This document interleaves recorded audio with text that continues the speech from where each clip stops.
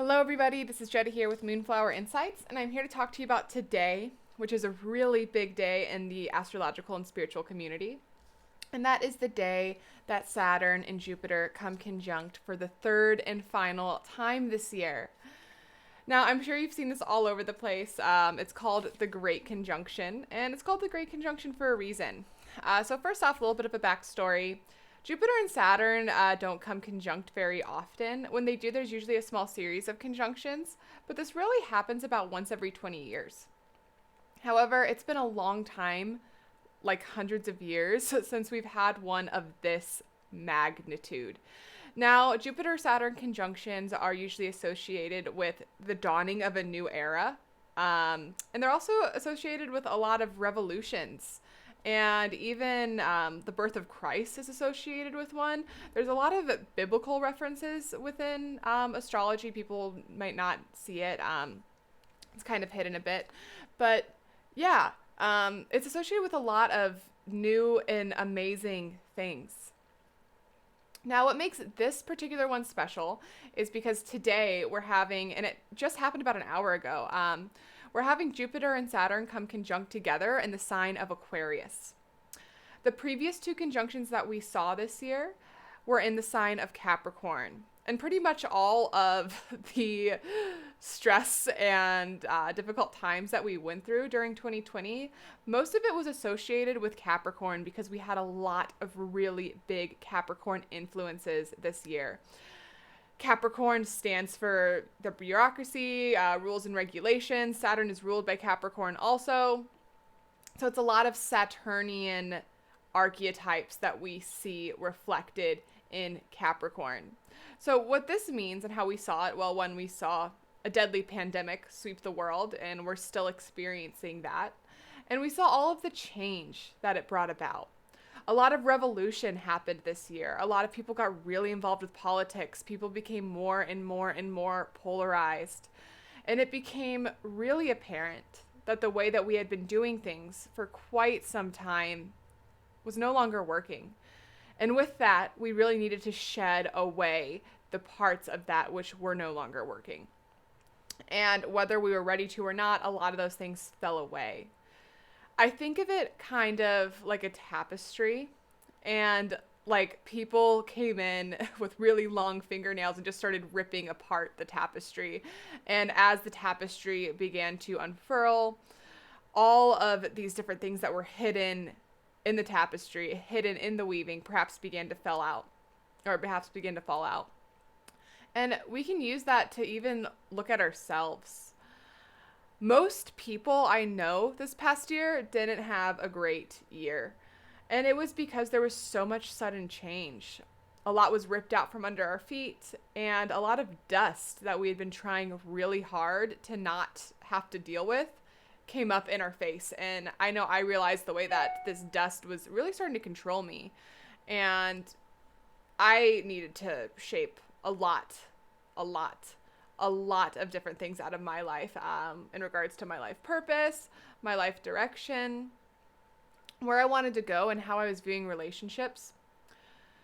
How these influences affected you really depend on your own personal natal chart. We're all pretty much assigned a natal chart at birth, and this is a map of the stars when we're born.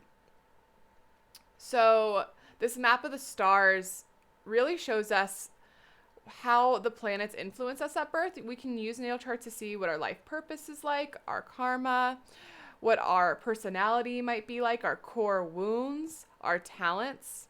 It's pretty interesting if you've never gotten a natal chart reading. And then also we can use natal charts to tell how current astrological influences are affecting us right now as individuals.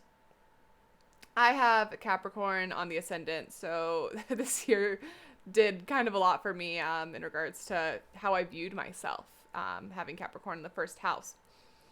But anyways, that's a little bit besides the point. What we're seeing here is largely seen as the dawn of a new era in a lot of ways. We've had all of this falling apart and falling apart and falling apart. We've also had a lot of crazy spiritual awakenings, which I'm really happy about, by the way, because I have felt like we've gotten too far away from spirituality, especially in the past couple of years as I've grown to really develop my spirituality and allow it to bloom and blossom. People have gotten really into earth arts as well. People have gotten more and more into astrology. We've seen people kind of turn their eyes and attention into the intangible more and more because it became apparent that we needed more than what was directly in front of us, and also that there is more than what makes itself apparent to us. I know this year I recently opened up as a channel, and I don't think I could have done that if it wasn't for working on myself and getting rid of a lot of that grungy dirt that had settled at the bottom of my psyche, kind of like a glass of water, and if you were to put mud in it and allow that mud to just settle at the bottom. Yeah, it was time to get all of that up and out. Now, Saturn as a planet, its archetype controls like society as a whole. And we're going to see Saturn in Aquarius until 2023. Saturn in Aquarius is awesome because Aquarius is all about serving the greater good. It's about coming more and more into yourself, into one's own individual talents, and then bringing those individual talents out into the world and building something. It's artistic. It's great with communication. It's really, really, really a beautiful influence to have, especially after going through so many difficult transits that were really showing us that we were perhaps living too individualized. And I say individualized because I don't really see us as working with each other the past several years, decade. I don't know. I'm still young. I'm only 27. But we were living too for ourselves and not as much for the collective. And when it comes down to it, who are we if not a member of the collective? You know, we're all individuals, but we're all individuals in something that is greater. They say it takes a village, right? It takes an entire society to raise someone, and that society continues to shape the well-being of each individual as those humans go throughout life. So it's really amazing to see us moving more into a time where we're going to be working more with one another. Grassroots organizations are likely going to start booming right now, and I'm really believing that our consciousness is getting a huge upgrade here, especially if you're ready for it and willing to see it. It all comes down to whether or not you're willing to see these things, and also whether or not you're willing to work on yourself to get those benefits. I know working on myself is the hardest thing I've ever done. Shedding away the things that I've built around myself, mainly as protection from pain that I've experienced when I was younger, and also from past lives and from karma. Those walls are tough. And it really takes a lot of facing the fear of the unknown as we shed those things away. And also kind of like an identity crisis. A big question of who am I and what is my role in this world? And it's hard to see, okay, maybe there's more here than what I've come to know. Maybe there's more here than what I have been perceiving. Maybe I'm not the person that I thought I was. Saturn is all about that. Saturn is all about getting the fruits of your labor, reaping the rewards of the work that you have put in. Whereas Jupiter is about expansion and growth. It can be quite debaucherous at times, actually. And it's about education. It's about getting to learn more about the world around you. So these planets here, as they were in the sign of Capricorn conjunct before, Saturn constricts, Jupiter expands.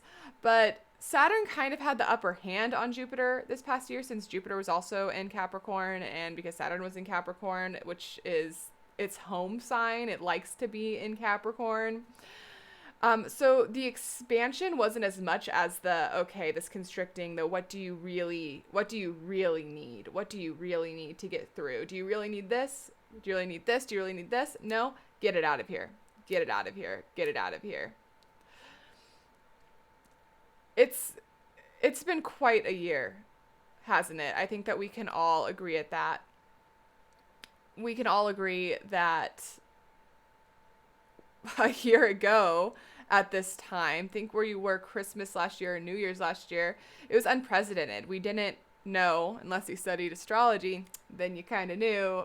But even when you study astrology, it's difficult to tell how the energies at force are actually going to play out in the tangible world. But we didn't know what we were in for. We didn't know that we were about to take this huge upgrade that was going to involve a lot of growing pains. We didn't know that we were going to see so many people get involved with politics. We didn't know we were going to see so many people die. And then we did. And we're still seeing it. But the energy has changed, and the energy is really changing today. It's changing from that constricting energy to something that is a bit more expansive. Now, we're not going to be moving into a time that is all sunshine and roses and there's not going to be any hardships. No, that's never the case. That's never the case. But we are going to be moving into a time, and we already are moving into a time where we're building. We're building. We're building. Our consciousness is going to continue to upgrade, and we're going to be able to see ourselves as universe players here, as something that's greater than ourselves. I think we're going to see more equality, hopefully. We're going to see greater communication. We're going to see greater confidence within ourselves. And then I think that we're going to see a big spiritual boom too, even though technology this next year is really going to be more and more prevalent. That's what the astrology is indicating, and it's difficult to tell what that's going to look like.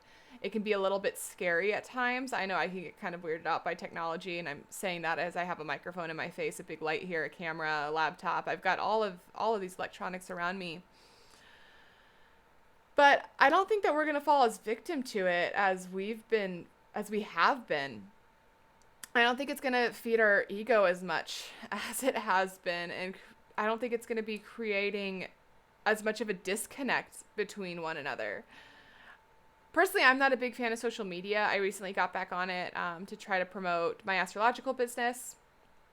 Quick plugs, I do private readings, I do tarot, and I'm also a channel, and I do all of those under private consultations as well, but I'm also trying to create this free content for everybody because we should all have access to this kind of information. It's really important. It's really important for us to use this energy to once more benefit ourselves, but benefit ourselves at our truest intentions. That is going to go out and feed the collective, that greater good, that whole as we move into the new. Anyways, because we're moving into Aquarius, and Aquarius is more about the collective, I don't think we're going to see us using technology as much to distance ourselves from one another. Mostly. I mean, a lot of the energies coming into 2021, it's a lot of trial and error, as is anything when you try to build something new. You're trying to put into place, okay, what works and what doesn't, what works and what doesn't, what works and what doesn't. And then again, some of those things are going to fall away, but we are really moving into something new and something special. I think that it's incredibly symbolic that this is falling on the solstice, on the darkest night of the year, the darkest and longest night of the year. Our shadows have been really apparent this year, and your shadow is that which you don't like about yourself. You hide it away from everybody. You don't want people to see it, but it's what drives a lot of us. There's a lot of power in the shadow. That's why shadow work must be done. Shadow work must be done to live a happy and more fulfilled life. And this is falling on the darkest night of the year. And from this point on, we spend more and more time up here in the Northern Hemisphere with more daylight, more sun. It's time to bring that sun out within ourselves to allow that to really shine and radiate from a pure point within ourselves. I think massively, we've also been experiencing a big opening of the heart chakra. A lot of relationships have fallen apart and fallen away, but a lot of them have gotten stronger, and at times we've really had to lean on one another. Again, collectively, but also within communities and with friendships. I've had to have people there for me in ways that I never would have let them be there for me before. And it's helped me out a lot. And vice versa. And I don't know if it's the same with anybody watching this. And I feel like it has been, though. I feel like we've really learned about how we need other people and then the ways that we also don't need other people. But with that, I feel like our hearts have really grown, really opened up. I feel like our crowns have opened up a lot as well, and that we've all been experiencing things that are perhaps more ethereal and more without explanation, aside from spiritual explanation or cosmic insights, and the explanation that cosmic insights give us. Like I'm saying, this is a really, really, really exciting time for us here. And perhaps I'll upload another video. Perhaps I'll try to channel a message and see what the spirit guides and the powers that be have to say about this. But I really would encourage each and every one of you to sit down today and just kind of meditate on what you feel your purpose is. Because purpose is big right now. What you feel your purpose is moving forward. And then also give yourself like a little celebration about the fact that you survived this year, which was so difficult and so drastically life altering. Sit down and take note of the times that are really sticking out in your head as being the most catalytic, the most drastically difficult to deal with, times where you might have had tower moments. The tower is a card in tarot, and it is the Tower of Babel, essentially, and people are falling out of it as it's being struck by lightning. It's really scary. It's a card that when it comes up in readings, people are like, oh my gosh, no! And it signifies drastic change that there's no coming back from, and a lot of times that's really difficult because we don't like drastic change like that. No, we don't like drastic change like that. We honestly usually don't like change at all. And we get in our ways. We get in our own way a lot when it comes to that. We need change to move forward. But I want you to sit down and think when you might have had those tower moments, those huge breakdowns, and acknowledge the fact that you got through them and how important that was and how you wouldn't have been able to get through them if it wasn't for having to deal with all this change, having all this change pushed in your face, having to sit at home so much this year, having to sit at home without distractions. It's really important. It's really important. And then from there, it's also really important to cultivate a sense of gratitude. Where would you be now if you hadn't have let those things fall away? Or if those things hadn't have been ripped away from you? Where would you be now? Where would you be 5 years from now? What amazing things did you learn about yourself and about the world at large? What did you gain from it? Maybe you gained more coping mechanisms that are healthy, like exercise, spirituality, astrology, tarot. Maybe you gained just a more in-depth understanding of what happiness actually looks like. Maybe you were able to see a little bit deeper below the surface. Take note of those things. Take note of those things. Take note of those things. Because due to these things, we are going to see a lot of change happen very quickly as the new paradigm falls into place. I'm imagining a bunch of different beams of wood falling into place like this, stacking and stacking and stacking and stacking and stacking, but rather gracefully during these next 2 years while Saturn is in Aquarius. Trying to think if there's anything else I want to include. Oh yeah, back to this idea of purpose. What is it that gives you purpose? If you look at the North Node placement in your chart, you can get an idea for what it is that gives you purpose, and you can work with that a bit. And in what ways can you bring this purpose more out into the world? Also, what is your truth? What is your satya? Satya is Sanskrit for truth, and it's been a practice that I've been trying to implement in my life for the past couple of months. And it's important to live in accordance with your inner truth, because if you're not living in accordance with your inner truth, the world is a lot more turbulent. The world is a lot more turbulent because we're not seeing things clearly. We're seeing things directed by this veil of illusion. And once we're in accordance with our own inner truth, things are much clearer and they're much happier for ourselves and for those who are immediately around us in our vicinity. What is your truth? Write this down. Write this down. And if it's something that you don't know yet, maybe write down something small. Write down something small every morning if you have to put yourself more in line with this, because for way too long we all were living way outside of our truth. Way outside of our truth.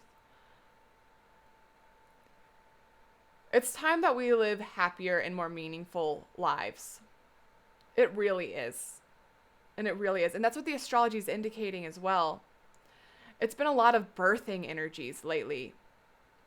A lot of coming of age. The world itself has been going through a coming of age really this year. And we're just here riding the world like a bunch of ants on the back of a dog or something. Like, we're the micro once more as a collective for the macro, which is that of the world. And we're being catapulted into a new time along with our home. In what ways can we live in more harmony with this? In more harmony with where the world is going? Because it's not going back. It's not going back. It's not going back. It's going to something new. And it will be more stable. It will be more stable. It will be more stable. But we're going to have some trial and error first. And we're always going to have to deal with life's difficulties. But how can you be a better player as we move into this paradigm? A happier player. Somebody who's more involved with everyone. Somebody without walls. I wonder. I'm going to go ahead and draw a tarot card and see what that has to say before I exit here. There have been a lot of cosmic messages out and about too.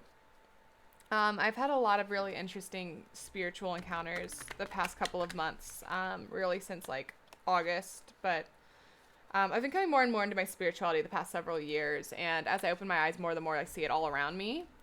But there's been a lot of spirit guides have been here, kind of holding our hand through this time.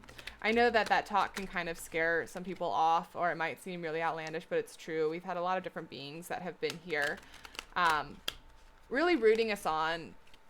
And it's interesting, like at a universal perspective, at a greater perspective, seeing such drastic change, especially at a place that is so emotionally turbulent as Earth.